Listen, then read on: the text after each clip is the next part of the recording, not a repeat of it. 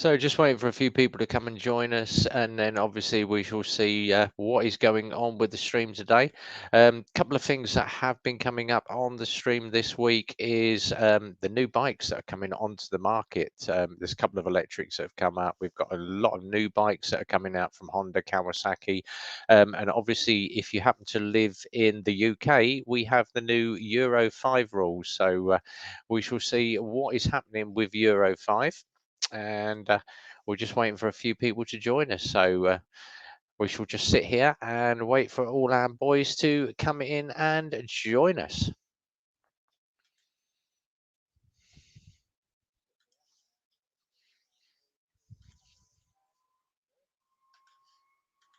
So a couple of things that obviously I've been catching up on this week, and obviously we've got a big biker that is coming up from the States, Bikes, Beards and Brews. Ben, if you haven't met this guy, then he is probably one of the bunch, and we're going to invite him on now. If you haven't seen his slating of the Rear Rock videos, and what he does is a little bit tongue-in-cheek, and he's very, very good at what he does. So just check out the background. He's going to tell you a little about who's in the background, because this just gets me every time. So now to introduce the big boy, it's Bikes, Beards and Brews.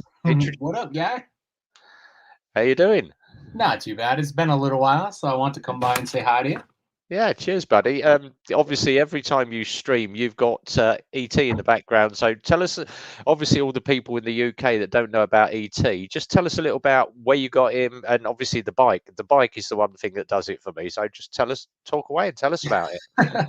So ET, I mean, I'm sure even in the UK, you guys know the ET movie. So it was actually the first movie I saw as a kid, and it's just like it's the first movie I saw in theaters as a kid. So like growing up, it's always been my favorite. A couple years back, my wife decided she really wanted to surprise me for Christmas, so she got me that ET, who is life size. And they actually used the same mold that the ET in the movie was used. So like he's completely like legit. And then last year, she decided to up the game a little bit more, and I'll bring the camera over. She actually got me a screen-ready version of the bike that Elliot rides with ET. So very cool. That thing is fully, I mean, it's straight up screen-ready, like the tire tread's all worn down, the paint's a little bit scratched up. Even like the little like twisted cable in the brakes, that's a little bit frayed. Like, you know, when you were a kid and you end up pulling that cap off and all that crap. So brilliant. So got another one that's just joined us. This guy, absolutely love his channel. He's a new motor vlogger. He's just started doing stuff, but we're going to introduce Two Wheels Down, otherwise known as Swami, and he's on the stream. Hey, Swami. How you doing? Hold on, let me just kind of move the camera there. Felt like so new. He hasn't figured out cameras just yet. I felt like I was molding in with Ben there for a second, becoming one person. Oh wait, do it. Do it. Oh, we can't do our no, put it back, Rev. Put it back. For Lord's sake. Rev, put it back so we can do it. Come on. There we go. Ready? Oh, it's got to be done. Oh, the pain! Kill me now! Brilliant. Yeah. So, how you doing, Swami? Very good videos this week. Your one video, because obviously I was sat watching your video, and all of a sudden it went into a load of bouncing boobs, and I'm like, oh, the wife said, "What the hell are you watching?" But great video, love it. Thank you. I should have done what Ben did, where he tagged Rear Rock in the video. I should have tagged Meg's motovlog journey or motorcycle journey or whatever. But I kind of feel again like I'm new. I don't want to start wars yet that don't need to be fought. So I was like, I didn't want all the Meg heads to come after me and be like, hey, listen, leave our spank vision alone, you know. And it's a very delicate thing. Yeah. To annoy people. I find that going after some bigger companies and stuff, they're willing to put up with more dumb shit. Yeah. Just a quick one for you, Ben. Obviously, I've watched it already. I've just commented on your DCT video. But if you haven't seen Bikes, Beers and Brews rant on the DCT, um, I've seen a lot of bikes now that are coming out with this dual. Basically, DCT is dual clutch transmission. You can shiftless clutches. It's basically like riding an auto.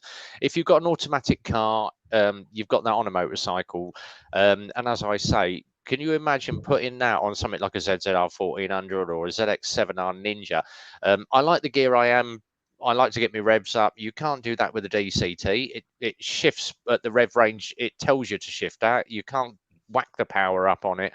Not a big lover of DCTs. And all those buttons on the new Goldwing. Obviously, there's a lot of riders in the UK that love the new Goldwing. You're going down the road and you're like, which button am I on? If you look at, I've got a video going up today. I actually test rode a BMW 1150R.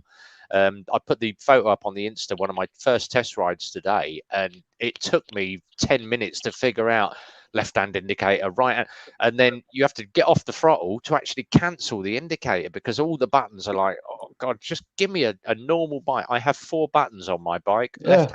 Left hand I've got the indicators, the horn, my high and my low, and obviously my pass at the back. That is the 4 buttons. I've actually disabled my kill switch on my Kawasaki. I went for it's what they used to use for speedway riding, so it's a little lift up thing with a plastic peg under it. You strap it to your wrist. As soon as your wrist comes away from the bike, the button comes down and it kills the bike. I'm not a lover of kill switches on bikes, and if you saw my crash, I'm shouting at people, hit the kill switch, hit the kill switch. Mine, as soon as you rip your arm away, that kill switch engages and the bike is dead. So I'm a lover of these little boxes. You can get them for about £20 in the UK. Straps to your wrist, little Velcro strap, little cord, and you put your plastic pin under. The only other thing is, obviously, if you're riding in a pack, the bikers come along and they grab your cord and pull it, and you're like, you're sat at the lights looking like an idiot. Yeah, we're supposed to be getting to a point where we're supposed to try to have as much focus on the road as possible with the knowledge of knowing that the best way not to crash on a bike is to focus on what's in front of you and what's around you and not what's like on your bike. And like we all are in a way throughout the years have almost, at least once a month almost crashed just looking at what speed we're doing. So let alone putting like 9,000 different buttons and items and screens and shit. Like, come on, we're on a vehicle that we're supposed to concentrate, and they're like, soon they're gonna just put like TV on there or something like. Yeah, well, the biggest problem with like the DCT is it just sets up for people to do even more shit that's not actually riding the bike. Yeah. And we've got another one. Obviously, Gareth, Mr. Burning Gas, hauling gas. So we've got Sarah in the room. Evening, Sarah, and great video this week. Lovely to see you in the room, and you have some really good content this week. So yeah, very, very good. Yeah, the DCT though, I kind of I'll agree with you guys 95% of the way, but then I leave 5% of it for people who have handicaps on their hands and shit like that, like people that like maybe are missing a couple fingers, stuff like that, make it easier for them to ride. Yeah, but bikes can be modified. I mean, like through the decades, bikes have been modified for people who need it. I've seen people in wheelchairs riding motorcycles. The problem is when you throw out like DCT, even like the electric bikes that don't require any shifting. That I hate though. I don't want to call it a motorcycle. I want to call it a scooter. Like even if it it's looks the same like thing, a bike, really. You don't have to shift or anything. You just twist the throttle. And the problem is those sales aren't going to somebody who's like, oh shit, I've got 3 fingers. This is my dream. Yeah. They're going to the person who's like, oh cool, now I don't have to learn how to use a clutch. Yeah. Yeah.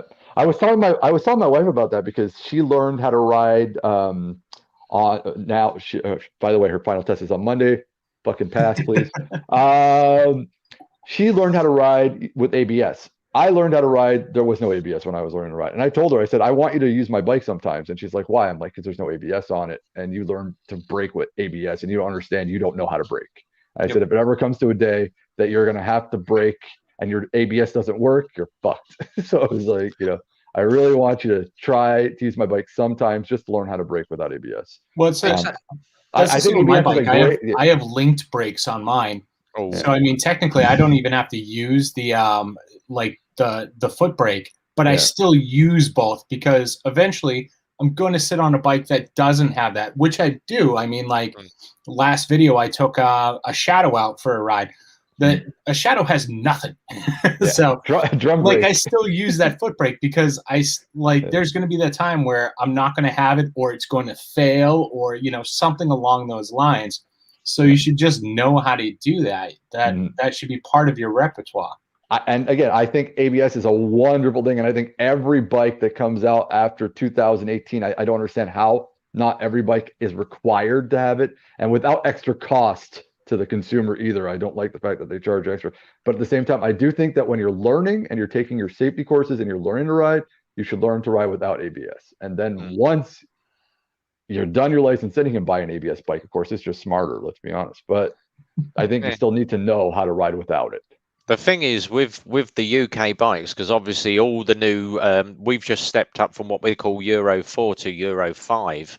And it is a nightmare for us to get bikes at the moment, because obviously all the bikes have had to have new legislations. Basically, Euro 5 in the UK means tighter emissions controls, restricted horsepowers. You're going to be pulling back at the bike, even on a 125 that does 65. You're going to be holding that bike back.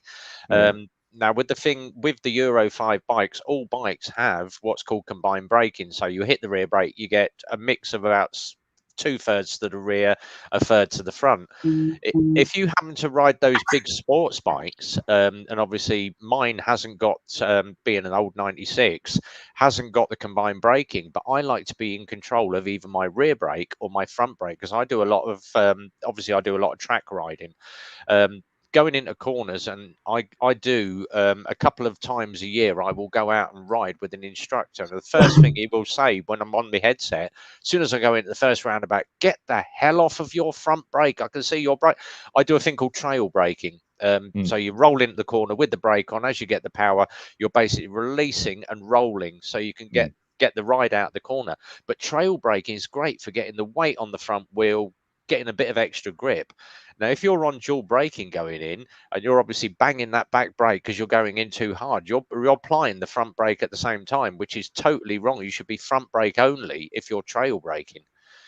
So a lot of riders, especially with these combined braking, are going to be screwing it up going into corners. Their entry speed's going to be wrong, and you're going to lose the back end because you're trail braking on the rear brake and not the front brake.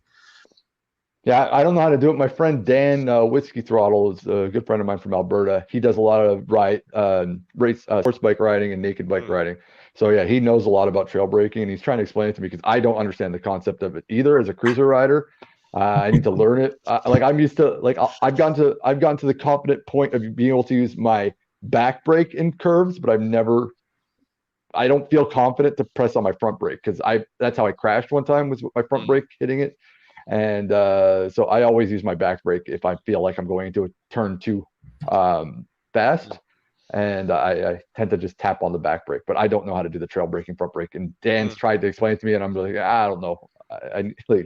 I don't trust to do that. But when you're talking about the European emission standards and all that stuff like that, you ride a Kawasaki, you don't have to worry. We've already discussed this on my channel. Kawasaki neuters their bikes before you have a chance to. They don't even wait. They don't even wait for regulation. They're just, no, let's just make this 10,000 cc bike feel like a 200 cc bike because exactly, that's why I prefer a lot of the bikes that we are obviously buying into the garage. No problem, Ben. Obviously, a lot of the bikes that we are buying in are sort of 90s to 2000 bikes because we know they're carbed. Some of them are fuel injected, but a lot of them, especially the Ford that I've had this week. So I've got a couple of BMWs in. We've got a Yamaha Phaser that's just come in. We've got a really old Dragstar. Now that thing is, I think, about 1999. That was a barn find, but that thing is a carbed bike. It's an XV650 dragster, so it looks like a little Harley Cruiser, but that is such an awesome ride. And obviously for me, being a sports bike rider, I'm used to being over a tank with my feet behind. getting to the feet forward and more upright position, I hated it. But now I'm actually, you know, as you get older, you start to realize, you know, you're not a youngster. You're not going to be slouched over a tank. You're going to get the wrist ache. You're going to get the knee ache. You're going to get the back ache. But it's one of the things, if you ride a sports bike, you get used to it. But I'm starting to get into these cruiser bikes now. Well, what do you think? That's what I was going to ask you. What do you think of the Indian FTR though? Like that to me, that's it. Like I'm looking at it because I was thinking about for my next bike. Like I'm looking. I owned a CBR. I told you about that one. It's my first bike, but I literally had it for like a month, and like it was way too powerful, and I sold it and went and got a Honda Shadow. It was like the first bike I ever owned. But I was like looking at the Indian FTR a lot for maybe having like maybe not a primary bike, but as a secondary bike. Yeah. As a sports bike rider, I'm going to introduce someone on because all I'm going to say to him before he comes on is we've spent months and months and months trying to get this bike working. We've got a Aprilia RSV in, and we have spent months trying to get this damn thing started because every time you fire it, it just backfires or it sounds like it's just grinding metal. And this guy that I'm about to introduce on owns an Aprilia. Are you sure it's not a Harley? Here he is. It's the man. Welcome to the RV Rev Bomb Zone. So I spoke to Jim. How you doing, Jim? I know Jim. So I spoke to Jim, and I said to Jim, I said, our Aprilia RSV is just, it just won't start. And he said to me, check the sprag clutch. He said, Aprilias are known for throwing the sprag clutch. We had our techs in a month ago, and obviously we had to order it from Aprilia. We managed to find one on eBay in the end. So ordered the sprag clutch. We put the sprag clutch on. Guess what? It starts. But let's be honest. All Italian bikes are known for throwing and breaking everything on them. Yeah. Yeah. It took us months, but we got the damn thing running. So thanks, Jim. Yeah. You could have.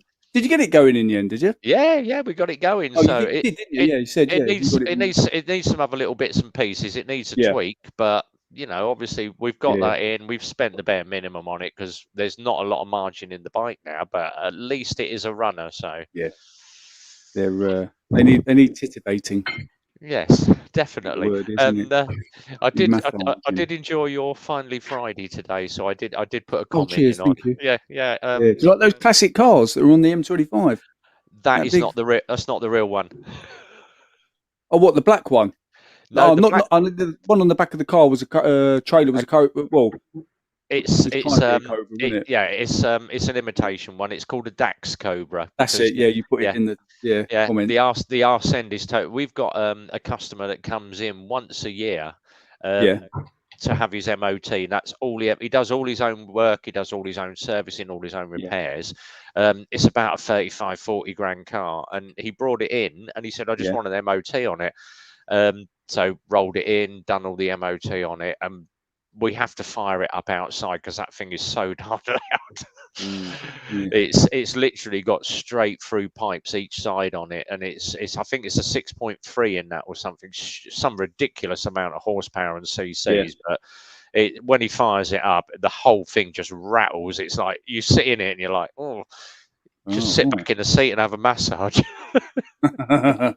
I was talking this week to Brittany from Brit Brat, and also Salty and Sprinkles, and as well Hell on Two Wheels, because they all these females just recently passed their motorcycle licenses and are starting to ride and everything like that. All right, but I want you to explain, because I've explained the Canadian license system here. I want you guys to explain how it is in Britain so that the Americans know like the difference between, right. So you start at 16. Now obviously I'm going to do it from the modern day, and then I'm going to tell you what we did back when I took my license. So I'm going to answer a quick question here. So like Bernal's just put up, do you know if Lex Moto are releasing the ZSX? Unfortunately, due to Euro 5 emissions, the ZSX-R and the ZSX-F have been discontinued. They are not releasing that bike again. They are having two new models that are coming out late this year. We don't know when, but they are also releasing another motocross. At the moment, we are very, very limited on what we can say what Lex Moto released, because as a dealer, we are not allowed to obviously spoil the the shine of what is coming out. Hence why, if you watched my posts that went up, and obviously new bike coming, this is the LXR, this is the LXS. We have to announce them on the day. We're not allowed to announce anything preempt, otherwise we could lose our Lexmoto dealership. So there is 2 more bikes coming this year, but the ZSXF and the ZSXR are discontinued. Just to go back to obviously licensing. So let's help out Like a little bit. If a new ZXX from Lexmoto is coming out in like the next 60 days, would you say that it's on its way in that time frame? Yeah, I would. I might sort of say, there is a new bike coming. It's an old one, but which is what we did with the Adrenaline, because the Adrenaline. But like in like a 60-day window, or is it like a little longer? It's a little longer. But that's all I can say on that. But anyway, getting back to licensing. So in the UK now, as of 2001 onwards, 16, you only are allowed 50cc, maximum of 30 mile an hour. That is it until you get to 17. Once you get to 17, you can ride 125, but you are limited on your horsepower. And I think it's around about 14.5, I believe, horsepower maximum you're allowed to ride on a 125. Once you do your test, and you have to do a thing called a mod 1 and a mod 2. So the mod 1 is the theory, the mod 2 is your driving test. That limits you then to a certain amount of horsepower up till you are, I believe, 24, and then you have to do the next test and then move on, and then you can go unlimited. So you guys are like a 3-year, we're about a year and a half of courses. Jesus Christ. So I actually now can tell Sandy to not feel as bad, because she doesn't have to go through what you guys are going through, but it's still pretty bad. But the thing is, if you are 24 and over, you can do a thing called a DAS, which is basically direct access. You go out, you use one of the school's 250s or a 300 or 400, and then once you pass your test, you can go straight to unlimited. Now, when I took my test, I'm talking 1982, 1983, at 17, I went and took my test 3 weeks after my 17th birthday, and I took mine on a 250cc Honda Super Dream, really old bike. But I literally passed first time, and I'm not going to go into what I did, had my accident, but I basically, day of my 17th birthday, went and did my bike test and ended up smashing myself into a ditch and a field and ended up writing my knee off, had to have pins and hinges and God knows what, met a mini on hairpin bend. 3 weeks after, took my test and passed it. But I stepped straight from a 250 to a ZX9R at 17. 3 months later, and I decided I wanted more power. Now, obviously, I've been riding since 5 years old, and I went straight from a ZX9, took it back to the dealership and said, my dad's given me the money, and I went to a Z1300 six-cylinder Honda, six-cylinder Kawasaki, and that thing was absolutely nuts. And obviously, all the guys that I knew that were 17, 18, I was still at college at 17, 18. I was turning up on a 1300cc instant chick magnet, whatever. All the other lads were obviously buying Fireblades and that, and there were so many riders that were killing themselves at 17 because they just couldn't handle the power of the bike. It was, you step up, it's like stepping from a 50cc to a 1000cc, whatever's going out in the market. And a lot of kids were killing themselves with excessive speed, hence why they brought in these new regulations, which I think is a really good thing. A lot of people are saying, oh, but we're limited, we're I want to go out and ride a big bike. And I would always say, if you're going to ride a big bike, get the experience, get some track days in, go and have some private lessons before you go and decide you're going to unleash yourself and play with live traffic.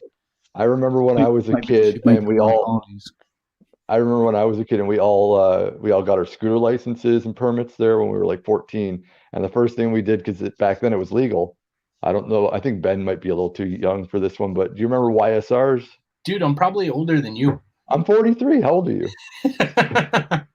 Right around there, man. All right. There we go. So Sarah's put it up here. So she passed in 2003 to the CBT, Mod 1, Mod 2, several weeks apart. Mod 1's private ground, like I say, the training, the manoeuvres. Mod 2 on the road, higher speed, country roads, etc. But She's had her Which is- license which longer is than me. crazy I because- passed mine in 2013. So That's all crazy because like really like for people who aren't aware, in the U.S. to get a motorcycle license, you basically 8 you hour have to course. stumble into a DMV, try not to look intoxicated, and make it around the fucking parking lot once or twice, and know like left and right and all that hand signals, and not drop your bike for 10 minutes. Exactly. Yeah. Yeah. And then you're good to go. Yeah, what I remember is when we were kids, and this is before you got your bike license, but we got like just the scooter permits. Like all the 14-year-olds were allowed to get scooter permits, and we all got YSRs, which were essentially freaking 50cc motorcycles. That Dude, you don't even need a permit for that down here. uh, You don't even need to put a plate on that. they were so easily. There was just like a switch in there that you could just like cut off, and the bike could go from being a 50cc to like a 300cc bike, and like that. And every kid like that summer had like a broken arm or a broken leg and shit because he was like fucking around with things. Believe it or not, when before obviously I was went and played with live traffic on the road. I was doing professional motocross when I was 14, 15, schoolboy motocross. And I was riding around on a 420 KTM, and then obviously to step from a 420 KTM down to 50cc. And Jim will remember these bikes back in the day. everybody that was around my age, and obviously Jim's age, had either the Yamaha FS1E or the Honda SS50. They were the two big bikes that were out in the UK at the time. And my granddad turned around to me and said, "Oh, you don't need to go and buy a bike for like £1,000. You can have mine." And I went, "Oh, okay, then yeah." Went down the garage and he pulled the cover off it, and I'm like, "Oh, okay." I ended up with a Pooch Maxi, which was like a bicycle with an engine strapped to it, and you had to pedal the damn thing to decompress the engine. But it got me. Yeah, it was a moped. It got me from A to B, and I was like, God, I just can't wait to be 17. But you know, obviously stepping down and stepping up, that was great. But obviously, Cheesy's just put here, she did a 4-day intensive course back in '96, bought a Suzuki 500, and then she swapped up to a CBR 600. The CBR 600 was probably the best bike that was around in the 80s, 90s, and they are still going. And obviously, I've got loads of questions coming in, so you've got to do a theory test in the UK as well. So everybody has to do a theory test before they can go out and ride. Same in Canada. Yeah, took my test at 17 just before they changed the rules. X5, I remember them, the old X5s, the X7, GS 550 and more. And obviously Sarah's put, all your emergency stops, swerve. We have to do all this stuff now. There are so many things that you have to do on a bike test. Yep. You guys have to do any of that. You don't have to do the emergency swerve and the emergency brake, Ben, in the States? Nah, man. They're like, here's a parking lot. See that light post? Go do a circle around it. Cool. You didn't fall over. Go to the end. Go to the end. Hit your left blinker. Take a left. Take another left. Drive slow, but not dump your bike. And come to a stop. And when you pass, what they don't tell you is they hand you over a bottle of Evan Williams and a M16, and they're like, "Congratulations, America!" Go out there.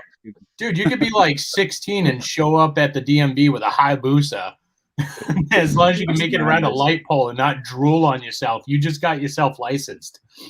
That's just madness. Quick one I've got here from Like Burnell. So, what's your opinion of the Lex Motor Whisker? If you happen to look at my channel, I have loads of rides on the Lex Motor Whisker. Absolutely lovely. The only difference between the Iska and the Assault, obviously the Assault has got the motocross front end on it. Exactly the same bike. And it is worth putting an aftermarket exhaust. You're not going to get any more power out of it, but it is going to sound a bit more brappy. If you happen to be in traffic, people can hear you a bit better. And there are some really good stuff from Lex Moto. So check out the Lex Tech, which is LEXTEK, Lex Tech website. You can get all your aftermarket exhausts on there. So I've just put the link up again. If anybody of you guys want to come in and join us in the link, I've got room for another 2. So I've got the cheapo version of StreamYard. You have to pay for more. So I ain't paying $20. I ain't paying $20 a month to hang out with people. Are you kidding me? No. Exactly. You're in the big time now. No, far from it. Big time player now. I've got the dreaded day tomorrow, so I've got to fire the. I've been told it's going to be torrential rain in the morning. Oh, yeah, I know. I Yeah, looked at it. I've been at I've work got all week, and I thought, oh, the weekend's going to be amazing, and it ain't, is it? I can't get I've on got the bike. I've got to take the bike to the garage because it is the dreaded MOT tomorrow. So Gotcha. and obviously I spoke to the boss today. I said, oh, because we're a little bit quiet on the garage side, you know, cars and that. We had a thing called the rollover. We obviously with COVID, Yeah. all testing on cars was put back 6 months, so everybody had a 6 month extension. So all our MOTs for the next 6 months have been rolled to November.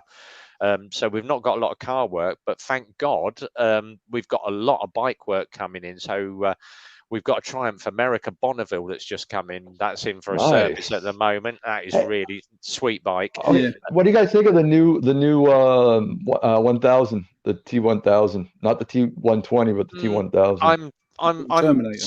sat on the fence at the moment until I'm going to have a look at one. So I'm going to go and I'm getting a lot of invites from people saying, oh, come and have a look at this new model. Come and have a look at this. Well, I think what Triumph is doing is great, man, because I think I love the way that they're bringing down their prices, and they're honestly, you know, they're playing offense instead of defense with Indian and Harley, and they're, you know, we have to admit they're in the three, or they're in the conversation. It's, you know, it's Triumph, it's Harley, and it's and it's Indian. Indian, of course, right now is, even if Ben doesn't want to admit, starting to become king of the hill.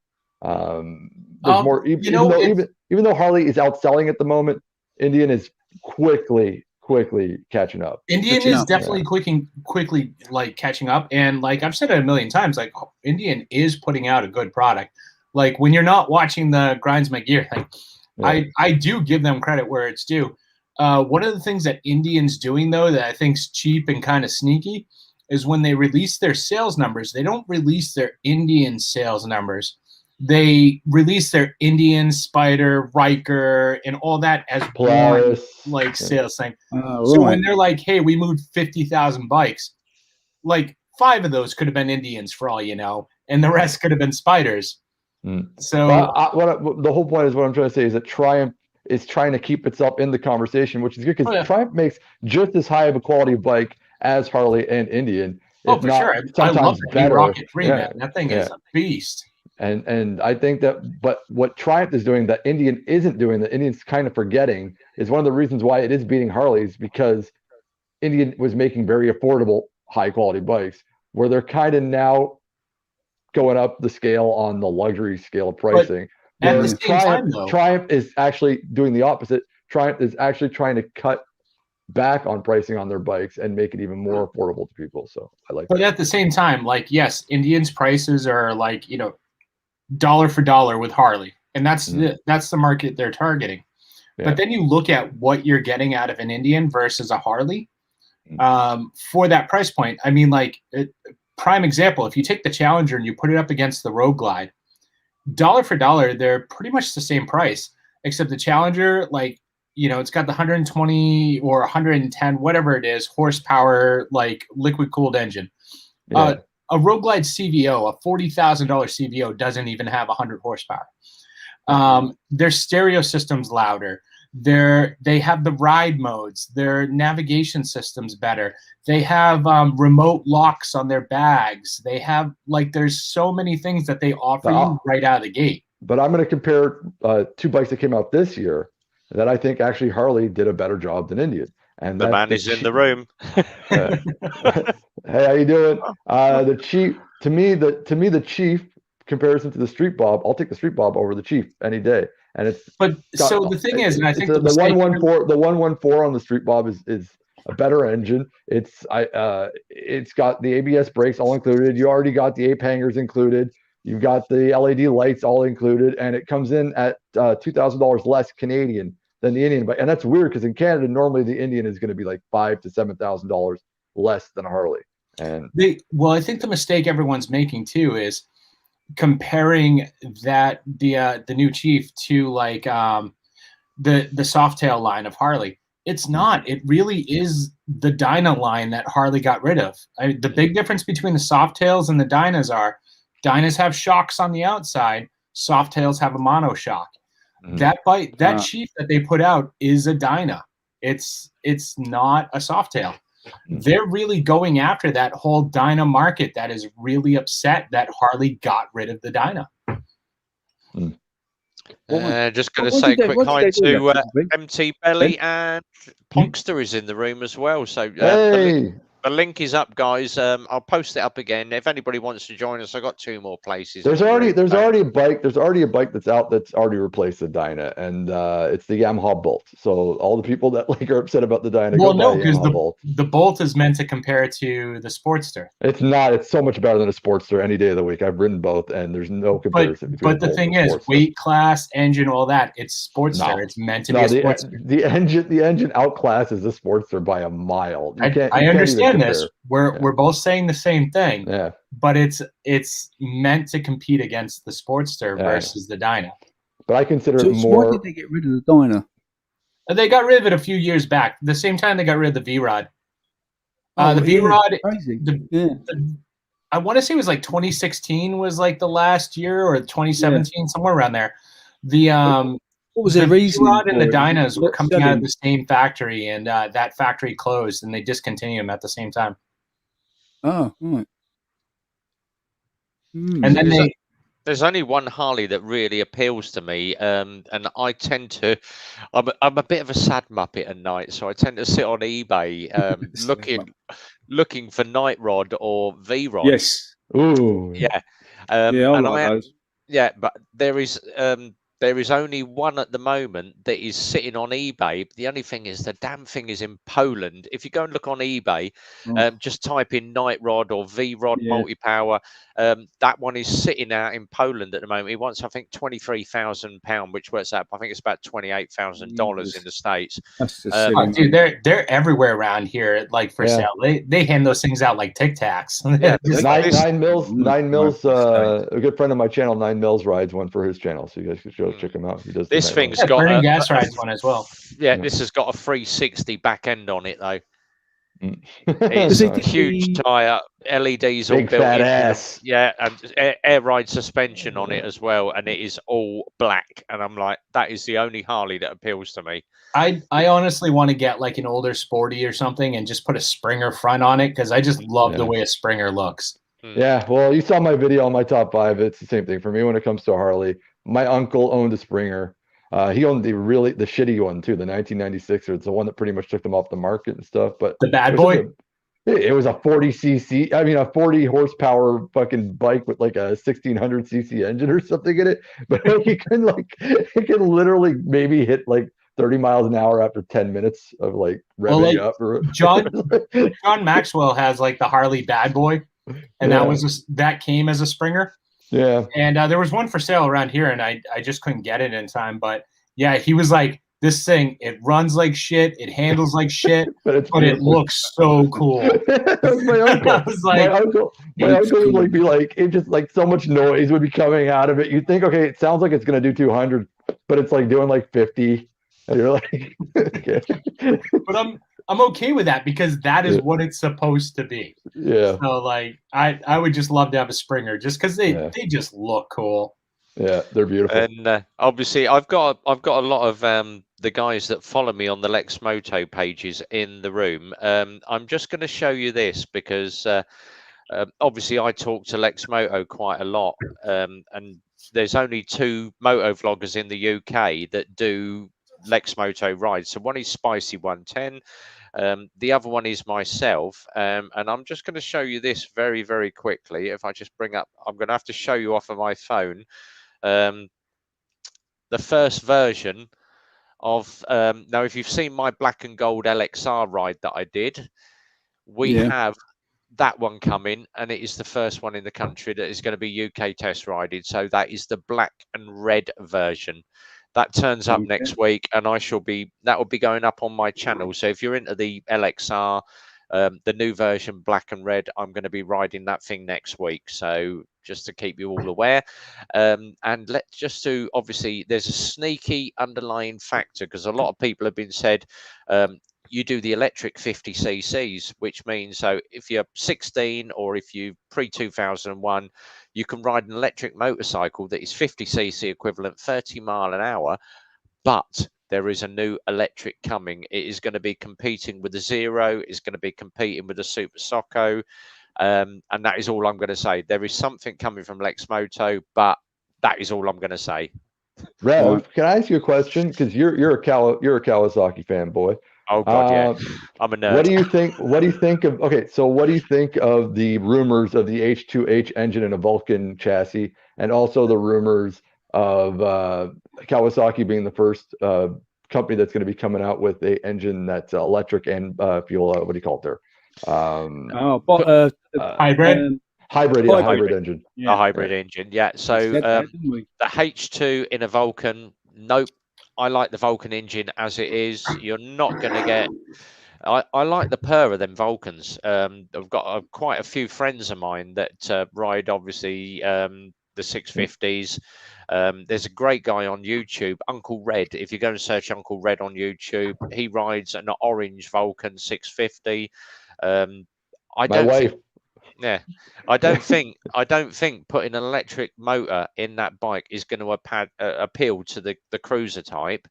But obviously, putting a hybrid into a Kawasaki, I'd love to see where biking from. Obviously, if you look at where we were in the 1950s, when we had there was three brands around. You had the BSA, Triumph, and Norton, all the aerials coming about. Where we've gone in the last 50 years with motorcycles, and obviously where are we going to be in 10 years time, where are we going to be in 20 years time? Electric is going to be a big factor, and obviously Diesel Hog Vlog started this with the Damon in America. I think it was Damon in Canada. He put up this thing about the Damon, and obviously I emailed Damon and said I would love to see this in the UK. They've actually, for a big company like Damon, that a multi-million-pound company, and there is rumours it's been backed by Elon Musk with the batteries. For them to actually reply to a little channel like mine and said, as soon as we get a UK distributor for this company, you've got the first test ride. And I'm like, holy crap, I've only got 1,500 subscribers. I'm not one of these $1 million bogans with 500,000 followers or whatever he's got. You're nearly there.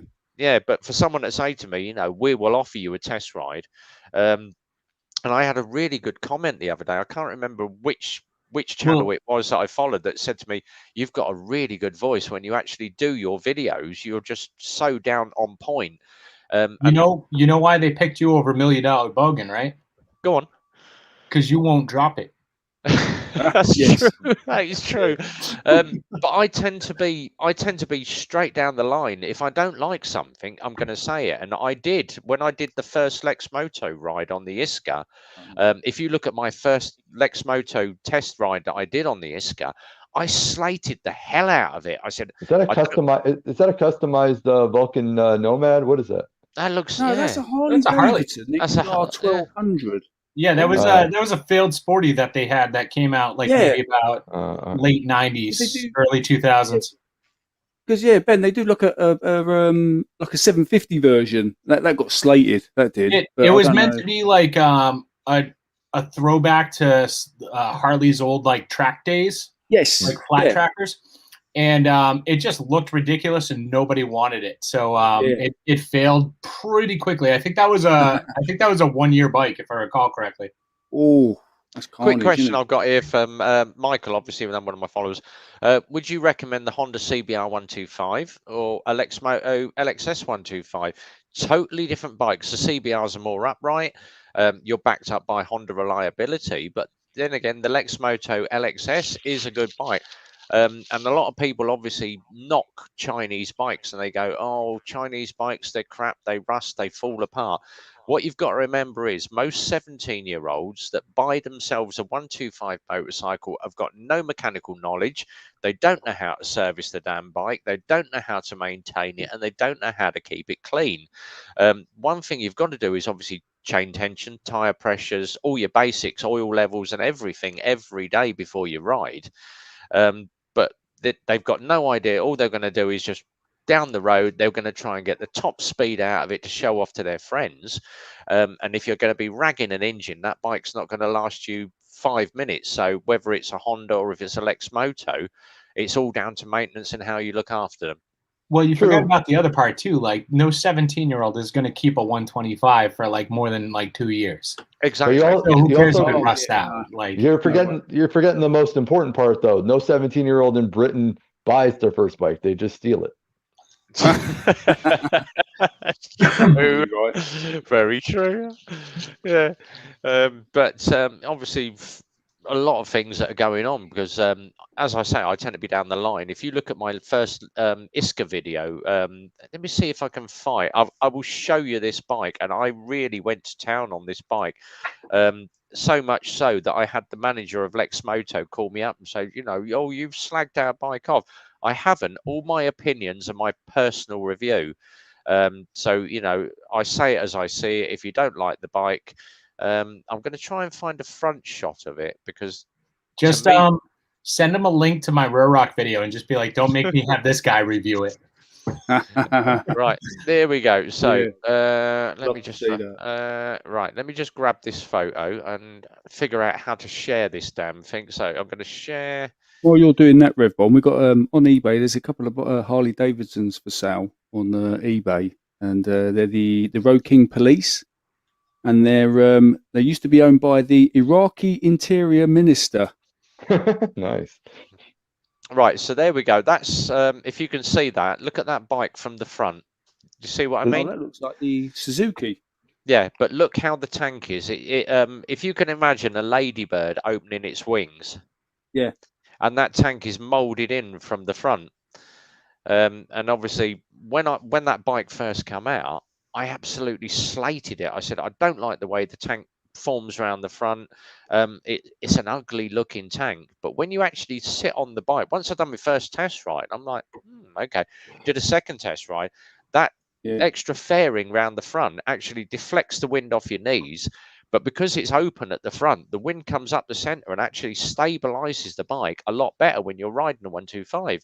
So second video in, I said, do you know what? I actually like this bike. So as I say, it's always my personal opinion. Yeah. I say it as I see it. There are bikes that I don't like. There are bikes that I absolutely love. I'm not as every bike that I ride. I hate cruise for years and years. I have hated putting my feet forward, and I've hated Harleys. I've hated cruisers, and it was just a personal opinion until I took out that what was it, the Nightster that we took out, and I sat on that Nightster for the first. You can hear it if you go and watch my video of the Nightster. I'm cackling and giggling all the way through, and I'm like, But have you tried a Diablo yet? Have you ridden on a Diablo? Our friend has got a Diablo. I rode it for about 2 minutes and brought it back and went, that thing scares the bejesus out of me. Because I would think that you'd like it. I don't know. But, My boss has got a Rocket. He's got the original Rocket 2.5. And he has actually said to me, he said, when we go out this year, he said, I'll ride your ZX7 and you can ride my Rocket. And I went, you can forget that idea because I am not sitting on that thing with 2.5 litres under my legs.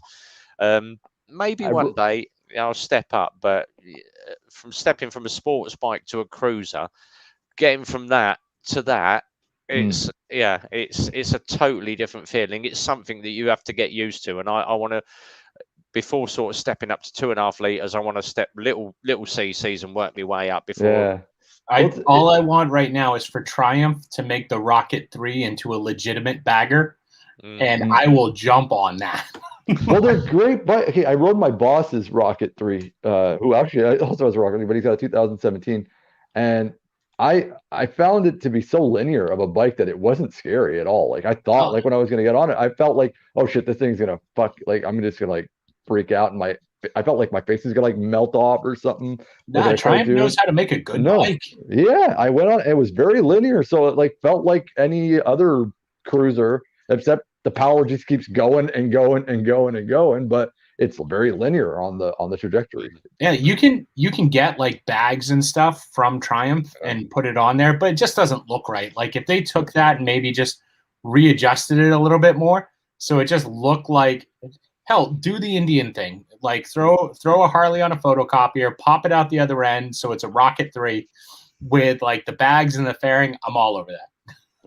What bike Yeah. would you guys buy if money wasn't an option? Ooh.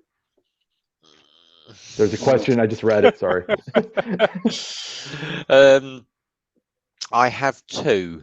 And obviously, I am influenced by a lot of bikers that I follow on YouTube. So the two bikes that I would obviously, I've got ZZR 1400. In fact, I've got three. So it's going to be the Night Rod, the ZZR 1400. I would love to have one of the new ones. But the one bike that really, really sort of does it for me, and I can't absolutely love it, is the new Indian. Oh. The Chief? No, the what Salty's got, the Challenger. Yeah. Ah, okay. Well, Really? I'm Indian too, but it's a different Indian. But I'll go last, or you guys. I'll go next And now, I guess. I never thought that I would be into something that's got a huge front fairing on it and speakers and a sat nav and the big wide bars and all that crap at the back. Yeah. But Dude, they're so comfortable though. Like I never thought I'd be on a bagger either, and then like when I got my Road Glide, I'm like, this is where I need to be. It's an age thing. I think I'm getting old. But obviously, I've already put it up on my Facebook. I think I've blagged it up on my my Instagram. Salty's video, his 6-month video with that backing tune, and Swami said to me, he said, "Oh, I use Crucifix all the time for my tunes." I sat and watched Salty's video, and I watched it again, and then went and got a glass of wine, had a cigarette. I come back and I watched it again. I've watched it 9 times now, and it was that good that I went and found Crucifix on Amazon Music and downloaded the entire damn album. So there's like MMA and all that sort of stuff on there, and I'm really getting into these tunes. But Salty has put such a good video, and it's just you can't explain it. It's just like once in a while you get a really good video that just comes along and it just grips you by the nuts and says, "Watch this," and it's a perfect. He's edited that so well. And it's, even Jim with his Finally Fridays, he'll do sort of 20, 30 Finally Fridays, and then he'll put one out that people are going to go and watch again and again and again and again. The one where you done all the going really fast with all the high graphics and all the colors in it. Yeah, that one. It's like people just watch it again and again. I've clicked on it about 9 times now. Can we just point out that I think Rev just backhandedly said that 30 of your Finally Fridays suck, but one's good. I did think that. Ben. No, I watch them all the time, but I'm going. Fuck it. I'm signing off. Like, yeah, those other 30, whatever. But this one you had, that was awesome. Yeah, it's only one. Just the other 350, whatever.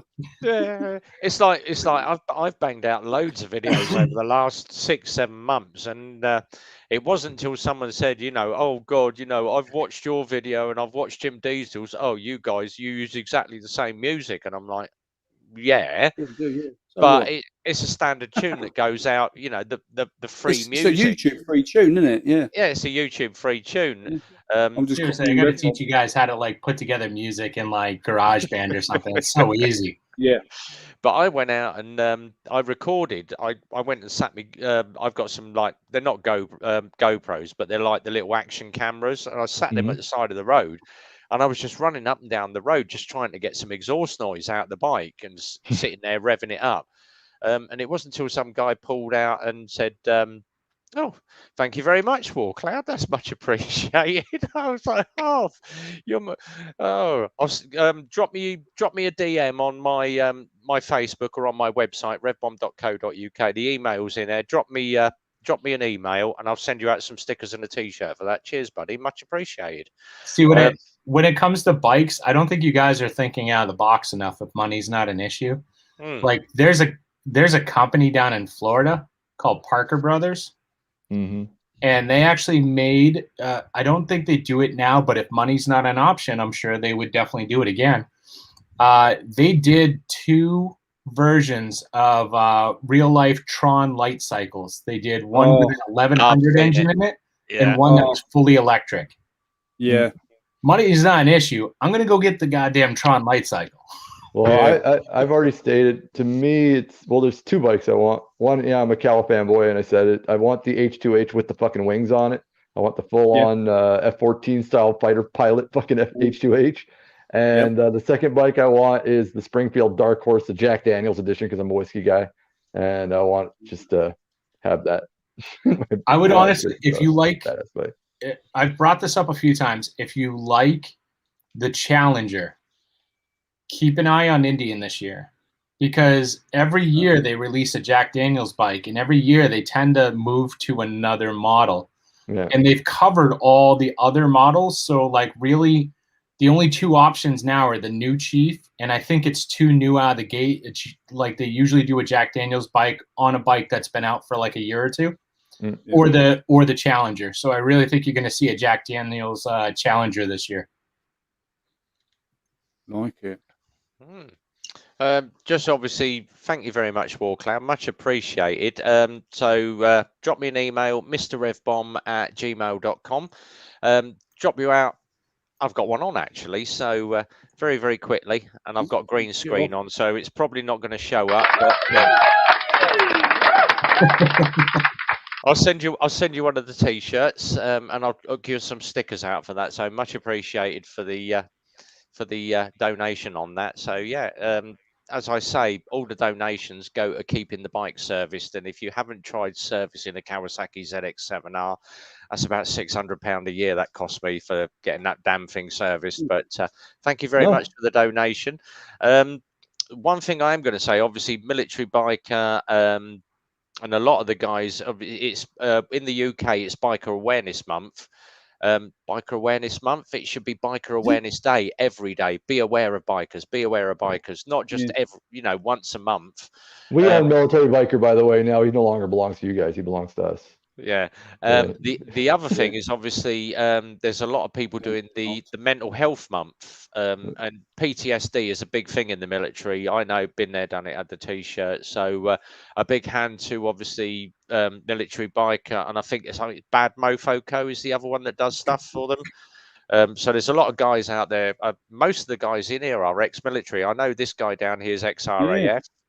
So most of us guys that ride bikes are ex-military or ex-forces. So big round of applause to them, and obviously to Salty EMS guys. So all the EMS angels. So big hand to them as well. But thank you very much to everybody, and as we always say, thank you very much for your service. You know, it's not till you've been there, done it, and had the t-shirt that you realise how bad it really was.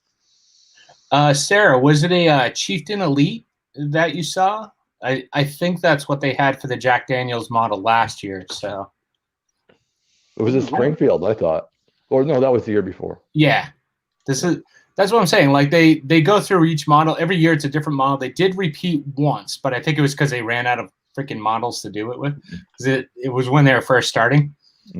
But yeah, every year it's a different model. It's usually like something that's like 2 years, that's already been in the market for like 2 years or something. So I don't foresee him doing it with the new Chieftain. It seems like the Challenger is the logical choice. I think that's what you're going to see it pop up at us. I just think the designer for Indian is an amazing designer. Again, I agree with Ben, the guy who names the bikes, not so much. That's one thing that I kind of tend to agree. But I think it's the same designer that was doing it when Victory was out, that was doing the Vegas and all the other bikes that were gorgeous fucking bikes. Just pure. Like the line work on them is so original. Like I know there are some slight similarities to Harley, but the line work is so completely different. Man. I mean, like the line work is completely different between the Chieftain is like almost an identical knockoff of the Street Glide, but in a good way. I like the lines, like you're saying, on the Chieftain much better. Like I think that Batwing is so much nicer. Yeah. I'm not, again, Ben knows, and I think the rest of you guys know, I'm not a fan of baggers. I like big bikes with bags, but I don't like fairings. I can't stand fairings. That's okay. Not everyone's there's always going to be someone in the group that's wrong, so it's cool. It's all right. I'm not a fairing guy. I don't like fairings. I had a C50 who had a windshield, and I tore that thing off because I couldn't stand it. Fuck it. It was like I agree. Like I do like the wind and I like the noise and stuff. So even I mean, if you look at my Road Glide, I dropped the fairing 2 inches. I put like the smallest windshield possible on it. So like my fairing really does dick for me, but Yeah. I like the way the bike looks. Yeah. I like that fairing. So There's actually one on eBay. I'm just going to share this up very, very quickly. You're going to love this. You might not. Just check that out for a second. Oh, that's ugly as look fuck. at Now Ooh. that is up on eBay at the moment, and It's that gonna is be there for a while. there's going to be Was that a Road King? What is that one? That was a street glide. That was a street glide? I thought it looked like a Road King with a street glide. Harley Davidson 120 ST engines bagger. That's actually advertised at £47,000. It's Harley Davidson Street Glide special bagger. Yeah, special needs bagger. But obviously the one I like, I've just got to find this thing because it's once in a while you look at something and you think, oh, is it a big wheel? Is it a big wheel Harley? No. Yeah, I hate the big wheels so much. And the only time you ever see a big wheel, it is parked in front of a strip club with some like douche bro standing there telling you how cool his bike is. But they started out like with honest beginnings. They were cholo culture. It was like the cholo trucks and the low riders, and they were making the big wheels. You know, this is the one that the gas team will like, and this is the one that floats my boat. This causes orientation in the trouser department. Just check that out. That's beautiful. That's pretty sweet. I like anything bobber style. I love, man. It's just the way it is for me. So that is just such a sweet looking Harley, and I'm like, oh my god! And the thing is, let me just roll through the photos on this. When you actually look at it, look at that fat end. That's got the huge fat end on it. Yeah, it's a Jennifer Lopez end. Selma Hayek. He's even gone down the trouble of having the pegs and all the brakes and everything. Yeah, those look like Kuryakin pegs. Yeah. And so is that the V muscle? Is it that's been? Yeah, that is the V muscle. It's like the V muscle. Yeah, that is the one bike that just appeals to me, and it's like, oh god, that thing is that just screams pure sex at you. I like that. Yeah. Listen, I'm 100% a fan of the Second Amendment people and stuff like that, but I'm finding it really funny that people are starting to put pegs that are shaped like guns and the handlebars shaped like guns. I'm like, come on, guys. That looks retarded. Last year I was at Laconia, and like I went to the Zero 3D tent and had a bunch of lights done on the back of my bike. And as I'm leaving, one of the other tents, like this dude comes out and like blocks my bike, and I was like, "What's up?" And he's like, "Oh yeah, hey, I can replace all your screw covers or whatever with bullet casings." And I'm like, "Fuck, I want bullet casings all over my bike for? Like, what are you doing, dude?" Oh yeah, carry the gun. You don't need to turn your bike into a gun. It's And check out all these firing caps on my engine. Like, it's when you got the 50 cal shells as twist levers on your handlebars. So I was just looking at it. It's like, dude, like 90% of the crap on my bike is like Harry Potter related, and you're like, you know what that needs? Bullets. It's like I've seen those exhausts that look like a chain gun. Yeah, or shotgun. Minigun. Yeah, go through the exhaust pipe. Oh, the Gatling guns. Yeah, the Gatling. Yeah, seen that on. That was the Honda Valkyrie though. I've seen those on 6-into-1. Quite cool. I just noticed that because last week I was met up with a group of people that were going to do a poker run. I wasn't in the poker run, but I went to go meet up. We were going to have lunch and shit, and they went and did it. But there was like 6 bikes, and they all had the exact same. I've never seen them before, but I saw them this week, so I guess it's like the new style now. Is they're putting the pegs, they're like shaped like guns, and I saw like 6 bikes with them, and it was like, well, it's like, really? I mean, bike culture always sends like a mixed message. Like everyone in the chat group, everyone here, I guarantee everyone's like, oh, bikers get a bad rap, like crap like that. Like people, we should all get along. And then what do? You go out on the street, you see a bunch of bikers, and what do they have? Like skeleton middle fingers all over their fucking bike and like logos that say "fuck off." Of course, no one likes you. No, but I'm for the Second Amendment. I own guns. I don't have a problem with them, even as a Canadian. It's just I just find it funny that you turn your bike into one that's like, just carry one. You don't need to. I don't know. It just looks silly to me. That's all. Sorry, mean, if they did I'm it- not trying to offend anybody. If they did it to be like for fun, like, Yeah. I would love to take a bike and like go like the movie Machete and just put like a replica Gatling gun on like the handlebars and stuff. Like if I was going for that theme, that would be hilarious. But just random bullet casings all over my like where bolts should be. Or at least make it usable. Like I like the one there with the sissy bar that's actually a machete inside the sissy bar. There's like a knife in there that you can pull out. That all right? It's usable. It's self-defense. Hey, the man is here. Wibbly wobbly. Get in there, Wibbly. We haven't seen Wibbly for ages. He's Wibbly, alive. come and join us in the stream, Wibbly. We haven't seen you for absolutely ages, mate. I'll post a link up for you. Yeah, get yourself in here, babe. Don't tell me you're camping again. I swear this isn't Wibbly related, but I gotta jump, guys. That's all right, buddy. You have yourself a good one anyway. I just want to stop and say hi. Like work is over here. It's 70. I want to ride. Everyone goes up to Ben. He's awesome. Yeah. Your new videos are awesome. If you enjoy lots of dumb shit, out. then my channel is filled with dumb shit.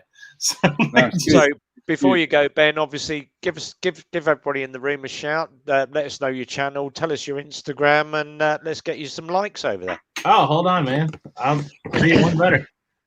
Damn. Bikes, Beards, and Brews. Cool.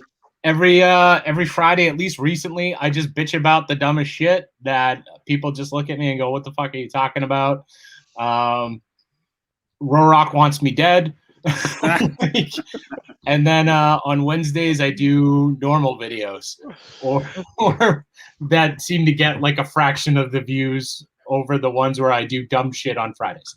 So yeah, YouTube, Instagram, it's all Bikes, Beards, and Brews. I'd love to have you guys subscribe and say hello and let me know that you found me over here because like community. Brilliant. Bike brotherhood, as we say. And you rock the 11 o'clock hat style better than anybody else I know. I do that. So I don't know why, but this just feels comfortable. But 9 times out of 10, if I know Gareth is on, and I've actually been lazy on this today, I just start pulling it a little bit more and a little more because I know this drives him insane. 10 o'clock. Brilliant. Thanks very much for joining us, Ben. Much appreciated. You have yourself a cracking weekend, buddy, and we'll catch you on the Instagram, and we'll see you on the YouTube over the next couple of weeks or so. Absolutely. And guys, get out and ride. I'll see you all soon. See you soon. Cheers, buddy. Thank you. Cool. Cheers. See you later. So, Staff's lad, hi. I've been busy. Bought my first bike 3 days after my CBT. So, tell us, Staff's lad, what did you get? There is some spaces on it. Wibbly, get your backside in here, buddy, and come and join us. Yeah, what's going on with Wibbly? He's been a bit of he's been very reclusive, isn't he? Yeah. He's been hanging back. What's happened to military? Is he touring or? He might be working. I'm guessing he might be working. Well, I saw him put up pictures that he's going to a lake or something. I know Brad was busy this week, so he couldn't get on. Yeah. Saw on Instagram. He had a picture of a really nice valley and lake that, and he said, "I'll be touring there," but I don't know if it was this weekend. So Staff's lad got himself an Whisker. Good choice. Good bike. Yeah. Obviously, downsides on the Whisker. Keep your eye on that exhaust. Get some good, very, very good compound called ACF 50 anti-corrosion spray. Get that on the exhaust at least once a week because the exhaust is a must. They are going to rot like crazy. So get yourself some ACF 50 on the exhaust, buddy. Keep the bike clean. As I normally say, ACF, get yourself a microfiber cloth, coat the microfiber in ACF 50 so it's dripping.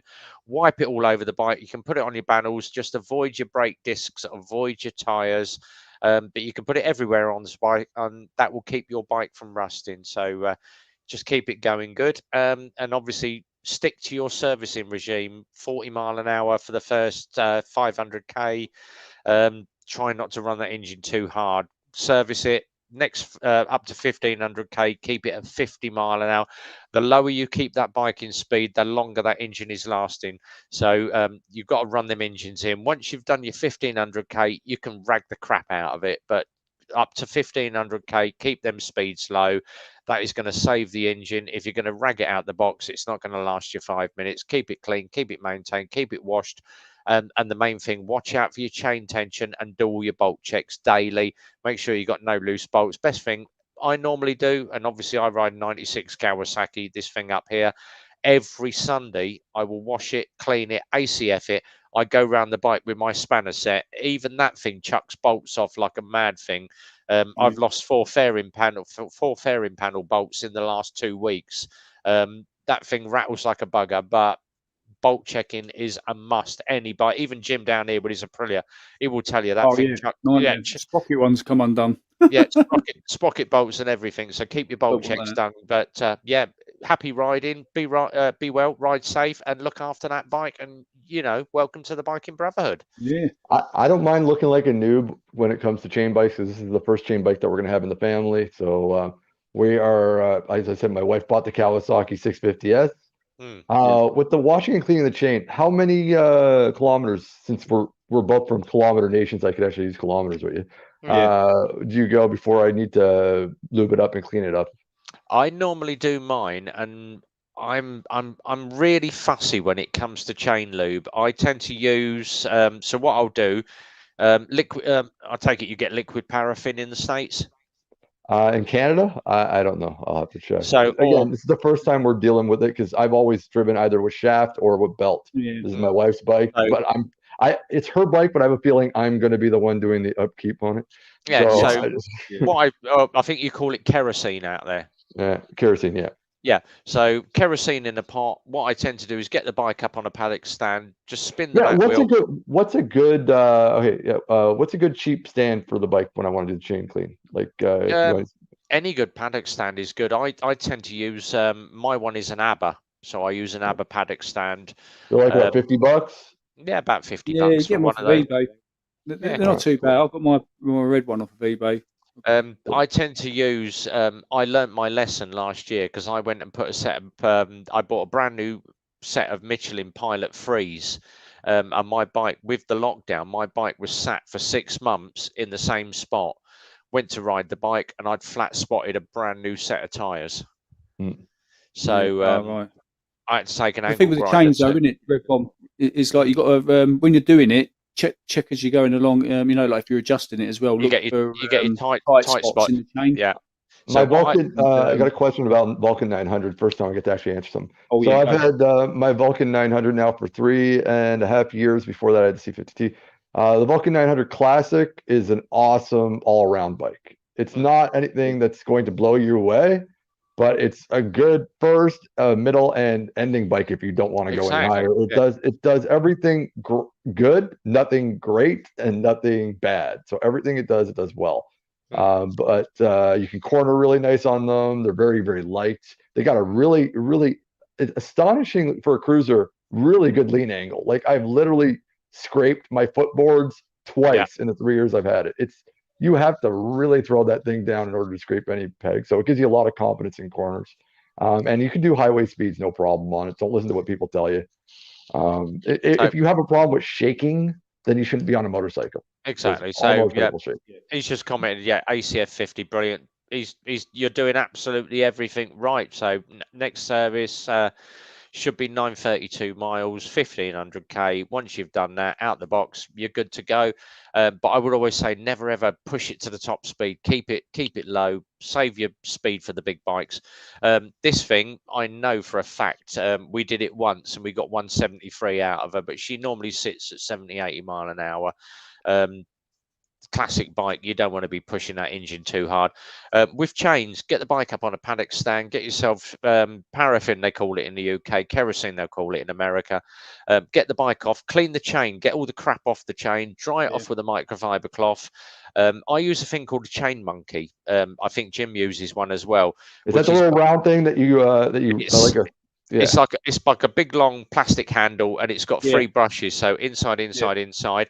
What I tend to use is a chain monkey, so kerosene, chain monkey all the way round. So what's better, that one or the one? It's kind of like the one I bought is a spiral that you spiral it around the chain and it like goes all the way around. And just it's individual choice, but I prefer a chain monkey, which is a 3-sided one.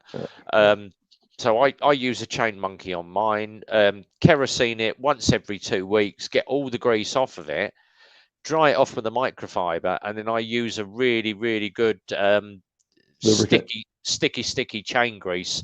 You can. A lot of people have said use engine oil, and I'm like, okay, you're still lubricating the chain, but engine oil is, you get a bit of rain on it, the engine oil is going to wash off. I tend to use the really, really sticky liquid. It's called liquid molybdenum. Which is, it's bloody expensive. It's about 15 quid for a can, and the can will last you a month. So about five or six. So you do it every single week? You're washing and relubing your chain every week? I do mine every 2 weeks. Okay. Yeah, it depends how much. Like Rev Bomb does his every 2 weeks. If you're not a pro rider, like, because my wife, it's her first season, so I'm just wondering, for her, since she's just going to be like riding periodically and for fun, is it something that I once a month? Yeah, once a month. I tend to ride mine every weekend. And the roads in England at the moment, with the obviously with spring going into summer, the roads in our area are absolutely crap. There's a lot of mud on the roads. There's a lot of grit. There's a lot of road salt still out there. There's a lot of residual rain. And my bike tends to pick up the crap everywhere because it just sucks it up. I tend to sort of run my fingers over it. If it feels gritty, wash it. Can you tell as well, Rev Bomb? You know your chain. Can you tell when it needs lubing and that? It's like the bike just doesn't feel right, does it? It just doesn't feel right. You can tell when you're riding it. It's like, does it feel like it's like, it feels like it's like gritty or something? Like you can kind of hear it, like kind of. Yeah. It's hard to put your finger on what it is, but it's It feels. I know instantly because I use Silcoline. I've been using that. What you call it? Chain lube and. It's like night and day. When I put that on the bike and then I go for a ride, and it just feels like the bike is smoother. Not say more free revving, but it's just the wheels are the back wheels revolving easier. Chain wax is another one, isn't it? You can WD-40, especially if you've got like a gold chain or whatever. You want to make it look good, isn't it? Yeah, Scott oilers as well. That's another thing. Put a Scott oil on your bike where it just drips the oil on the bike. The thing is, a lot of people say, oh, like chain wax or Scott oilers, or use a really, it's another one as well. So good gearbox oil, use gearbox oil. Yeah, that's another good thing to do. But a lot of people go, you say to someone, they come in, we get it at the garage, and you say to them, my chain's stretched. I've been told I've got tight spots in it, and you go out and you can feel like it's got half an inch of play, and then you go around and you roll it round, and then he's got an inch of play, and then next bit round it's like, fuck, this is flapping around like a bastard. What we normally say is if you've got tight spots or flat spots, time to hook the chain out. But it's all down to lubing it, taking it easy, getting the chain adjusted properly. We've had bikes come in where, and obviously a lot of guys know where your markers are on your back wheels, and people have done their own chain tie-ins and they've tightened it up all on the left-hand side, and then the wheel's totally out of line. So your front wheel's here, your back wheel's here, and we've seen it all the time. It's like, how did you adjust your chain? You're meant to do it either side. Oh, I just tightened it up on the left-hand side, so the chain went tight. No, because your bike is totally out of line. You're going to be steering off. How many times should you adjust your chain a year? It all depends. You should have 25 to 30 mil, so it's about an inch up and down play when someone is on the bike. That is all you need. All right. But so it should be maybe it's more like an annual thing. When you're going to winterize the bike, you do the chain adjustment at the same time or something like that. I tend to check mine. I'd say once every 2 weeks. I do a thing called a daily walk round. And I do it. It's become part of my norm. Every bike that I ride, that I take out to do a test ride on, I would do a walk round. So I'll start at the back of the bike, and then I'll walk round, chain tension, and I'll look around the bike. Have I got any loose bolts? Are the foot pegs in place? Is the gear lever all right? Walk round, check the disc bolts, check my tyre pressures, check the fairing panels, check the handlebars, clutch lever, brake lever, check all the lights. Walk down the right-hand side of the bike, how much movement I've got on the back brake. Is the back brake traveling excessive? Down the other side, disc bolts for the rear wheel, tyre pressures for the rear wheel, and then just grabbing panels. And That literally takes me 60 seconds to walk around the bike, and I do it every bike I ride. Mine I tend to do once every week or once every couple of weeks because I know she's fine. But the one thing that obviously I do check, and a lot of people forget about it, is your chain tension.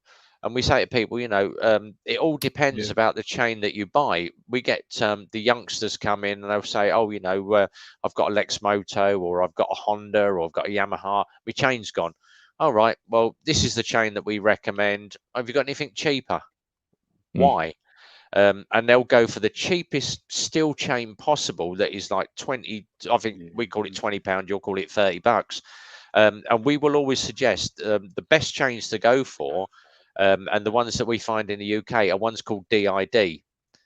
So DID chains, and we would always say DID gold. You can go for your standard DID gold. Then it steps up to O-ring, which is every link has a little O-ring in it. And then you step up to the really expensive stuff, which is X ring, and that has got an X in every ring, and it's got basically 4 cleaning points on every link.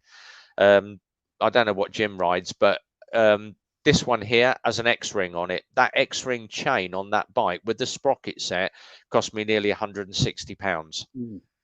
I don't know what Does it mean it's the better quality chain? Is it it's less maintenance, we'll say, or is it just that it lasts longer? It lasts longer, but it's still the same amount of maintenance on it, still the same kind of tension and everything.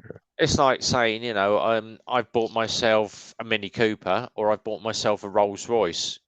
It all depends on how much money you want to throw at that bike. And obviously with this one up here, I tend to spend a lot of money on it. So I tend to go for either an X-ring chain or an O-ring chain. But what I tend to do is I go through 2 chains per sprocket and chain set. So I would get the text. They'll say to me, oh, you need new chain on it. How's my sprockets? Oh, your front sprocket's good. Your rear sprocket, you've got another 2,000 miles on your rear sprocket. Just chuck a chain on it then. But then my tech will say to me, so, oh, your chain's gone. You're going to need a sprocket and chain set. Do the whole lot then. So I appreciate the. I'm sorry. I'm like, my wife is cooking. It smells really good. And I'm super hungry. I want to go eat. That's all right. It's getting on here. Obviously, we've been on for an hour and a half. I'm going to have a couple of minutes more. And just quick one from obviously Staff's lads here. Another one is the best spark plugs.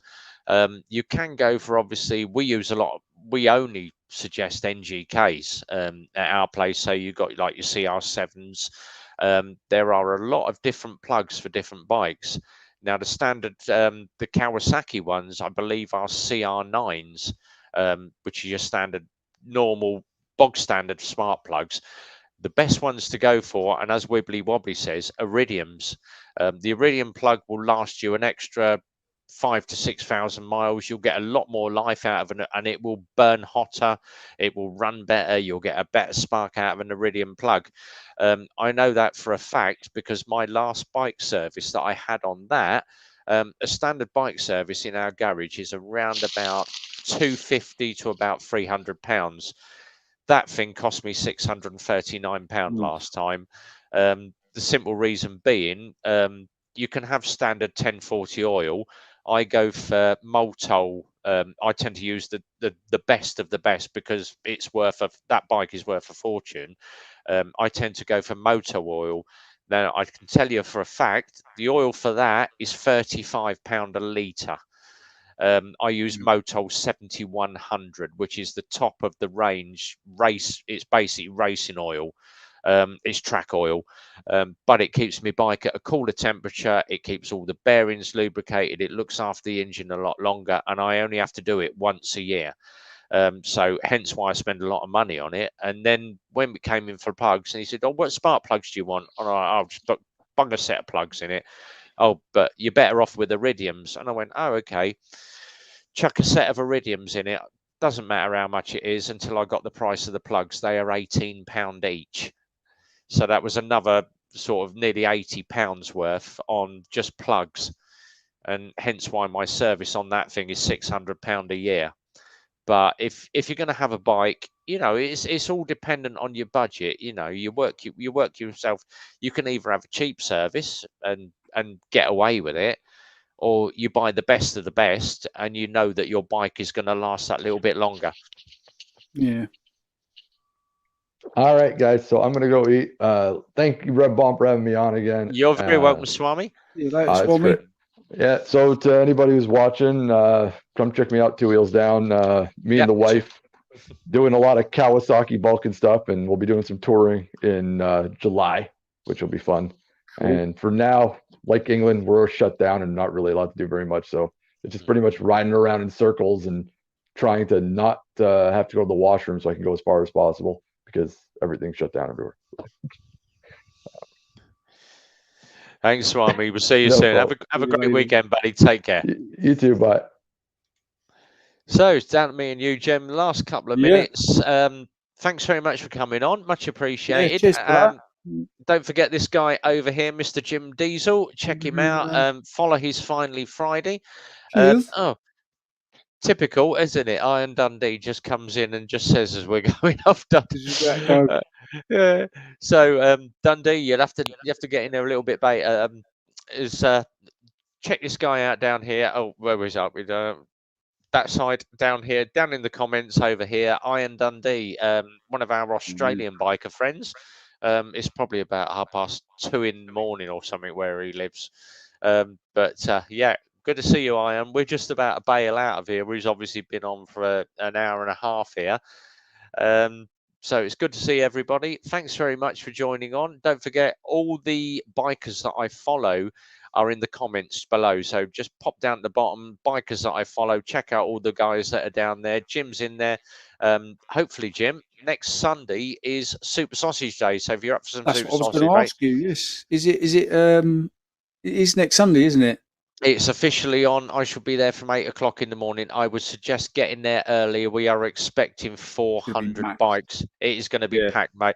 I have you a space saved. So, nice one. So when I'll definitely be there then. Yes. Yeah, I'll leave early in the morning. Yeah. So when you pull in, go through the parking lot. Where the tea hut is outside, you know where my bike's parked against the tea hut, there is space saved next to mine. I have 2 spots reserved, mate, for me. So I should be there from 8 in the morning. So yeah, pull in and park next to me, mate. All right, lovely. Excellent. Nice to see you, Thanks Jim. for having me on anyway, Rev Bomb. Yeah, cheers, Rev, buddy, and have a good weekend. You next Sunday.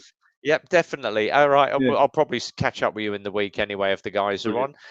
For everybody watching, thank you very much, and much appreciated for all you guys that participated tonight. And on behalf of RB and the guys down at Eclipse Motorcycles, if you are into a Lex Moto bike or you are looking for a used bike from 600cc upwards, and obviously you can check us out on the website, which is eclipsemotorcyclesmk.co.uk.